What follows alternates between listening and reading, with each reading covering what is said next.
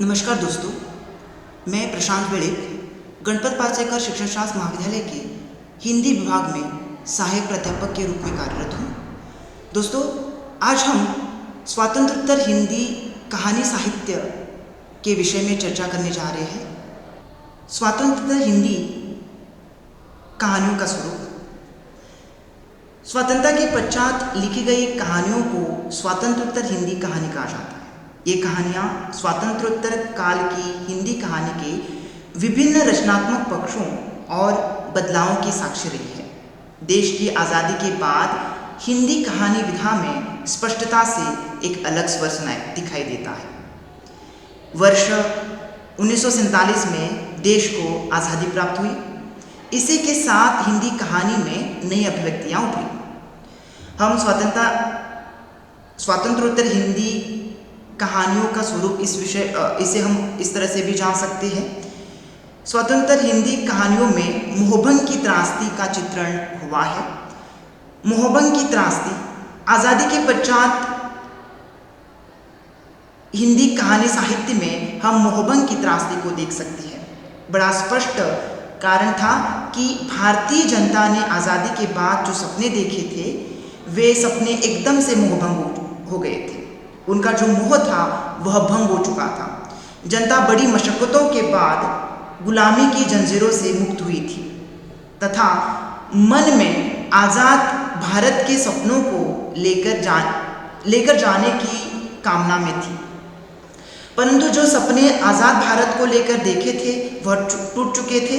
सत्ता पूंजीपतियों के हाथ आई तथा आज़ादी के बाद जमींदार, भूमिपति, व्यापारी आदि के द्वारा जनता का शोषण एवं दमन होने लगा।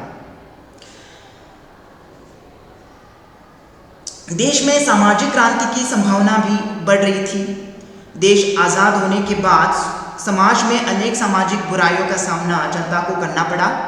स्वार्थ की भावना हो, भ्रष्टाचार हो, बेरोजगारी हो आदि की समस्याओं का चित्रण कहानीकारों ने अपनी कहानियों में किया।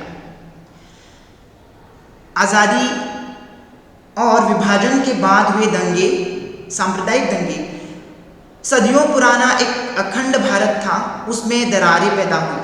अंग्रेज़ों ने जो भारतीयों में फूट डाली थी उसमें लोगों के आपसी विश्वास खंडित होने लगे और विभाजन के बाद सांप्रदायिक दंगे होने लगे।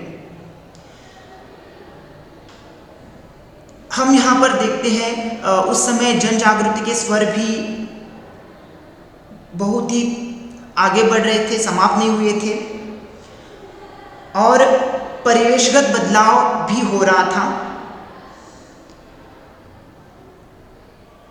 प्रेमचंद की विचारधारा का भी प्रभाव अब तक बहुत ही देर तक वहाँ पर दिखाई दे रहा था। वही 1943 के बंगाल के अकाल का प्रभाव भी हिंदी कहानी पर व्यापक स्तर पर दिखाई दे रहा था। और इन सभी में हम देखते हैं जो स्वतंत्रता प्राप्ति का जो उल्लास, जो आनंद जो दिखाई देता है वो आंचलिक कहानियों में दिखाई दे रहा था उस समय। 1950 के बाद हम देखते हैं हिंदी कहानी में एक अलग स्वर सुनाई देने लगा, एक अलग स्वर दिखाई देने लगा। स्वतंत्रता के बाद भारतीय गांवों में एक हुए परिवर्तन, ग्रामीण विकास योजनाएं तथा ग्रामीण व्यक्तियों के रहन सहन में आए बदलावों का चित्रण भी हिंदी कहानीकारों की कहानियों में दिखाई देने लगा।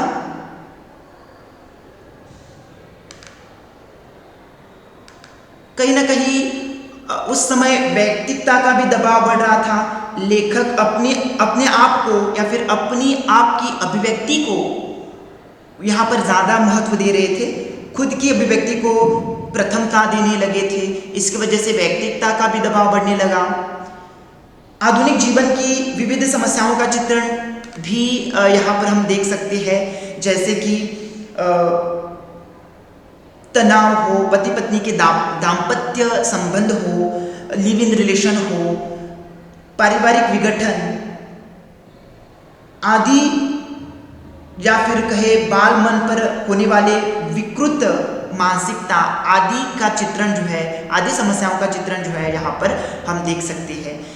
नगरीय जीवन में व्यक्ति का अकेलापन, कहीं ना कहीं इस समय वह दिखाई दे रहा था। शिक्षितों के बेरोजगारी की समस्या भी हम यहाँ पर देख सकते हैं। वही हम ये भी देखते हैं कि देश की आज़ादी के बाद हिंदी कहानी में स्पष्टता से एक अलग स्वर सुनाई देने लगा। 1950 के बाद कहानी का जो स्वर भरकर सामने आया, उसमें जीवन और बदलते सामाजिक मूल्यों की पहचान पर अधिक बल मिलता रहा। स्वतंत्रोत्तर काल में परिवेशगत बदलाव होता रहा, उनका प्रभाव हिंदी कहानी पर दिखाई देने लगा।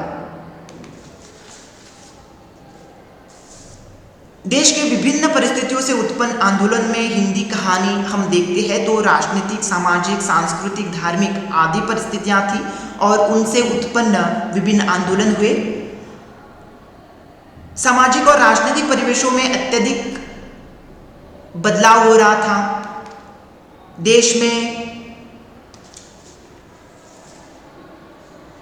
राजनीतिक उथल-पुथल, बेरोजगारी, महंगाई, भ्रष्टाचार, अकाल, भूखमरी, मूल्यहीनता आदि की जैसी स्थितियां यहाँ पर उत्पन्न हो रही थी और उनका प्रभाव हिंदी साहित्यकारों पर दिखाई देने लगा था।